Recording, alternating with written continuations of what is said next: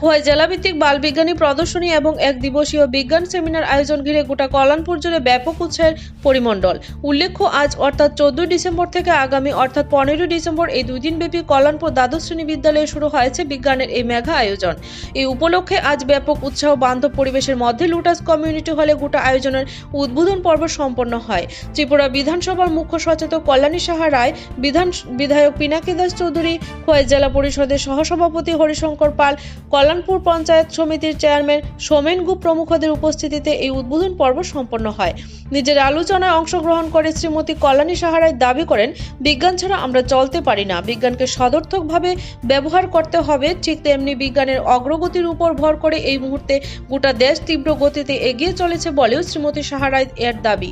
বিশেষ করে এই সময়ের মধ্যে বিজ্ঞান মেলা বা বাল বিজ্ঞানী প্রদর্শনী সহ বিজ্ঞান সেমিনার এর আয়োজনগুলো বৃহত্তর পরিসরে বিজ্ঞান ব্যবহারের মঞ্চ তৈরি করে বলে কল্যাণপুরের দাবি। রাজ্য সরকারের মুখ্য সচেতক কল্যাণী সাহা রায়ের আগামী দিনে ছাত্র শিক্ষক সহ প্রকৃত অংশের শিক্ষানুরাগীদের সহায়তায় এবং সদর্থক অংশগ্রহণের মধ্য দিয়ে বিজ্ঞান চর্চা এবং বিজ্ঞানকে ইতিবাচক দৃষ্টিভঙ্গিতে ব্যবহারের জন্য সকলকে এগিয়ে আসার আহ্বান রাখেন শ্রীমতী সাহা রায়। এদিন ছাড়াও বিধায়ক পিনাকি দাস চৌধুরী সহ অন্যান্য বক্তারা গোটা আয়োজনের ইতিবাচক দিক তুলে ধরার পাশাপাশি সার্বিক আয়োজন সাফল্যমণ্ডিত হবে বলে দৃঢ় আশা প্রকাশ করে। উদ্বোধনী পর্ব সমাপনের পর উপস্থিত অতিথিবর্গ সহ বিশিষ্টজনেরা নানান প্রকারের বিজ্ঞান মডেলগুলো ঘুরে দেখা, যারা মডেল প্রদর্শন করেছেন তাদের উৎসাহিত করার পাশাপাশি গোটা আয়োজন নিয়ে ব্যাপক সন্তুষ্টি প্রকাশ করেছেন। প্রাথমিক জীবন থেকে শুরু করে প্রত্যেকটি ক্ষেত্রে বিজ্ঞান আমাদের সঙ্গে অভিনবভাবে জড়িত।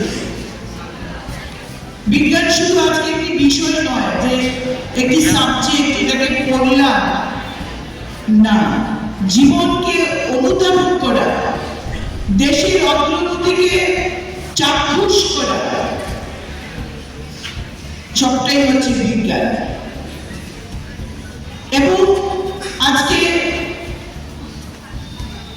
আকাশে অন্তরিক্ষে যে আমাদের এক একটা যান যাচ্ছে, আমাদের চন্দ্রায়ন 2, 3 থেকে শুরু করে প্রত্যেকটি ক্ষেত্রে আমরা বিজ্ঞানের ছাপ, বিজ্ঞানের আবিষ্কার খুঁজে পাই। আমরা আগেই বুঝি সমুদ্রের কোথাও ঝড় হবে, আমরা আগেই আকাশের পূর্বাভাস জানি, আবহাওয়ার পূর্বাভাস জানি যে আগামী দিনে বৃষ্টি হবে, কোথায় কতটুকু বৃষ্টি হবে, কবে চন্দ্রগ্রহণ হবে, এই সবগুলো, কবে সূর্যগ্রহণ হবে, এই বিষয়গুলি আমরা আগে থেকেই জানতে পারি। কার জন্য? বিজ্ঞানের আবিষ্কার, বিভিন্ন যন্ত্রপাতি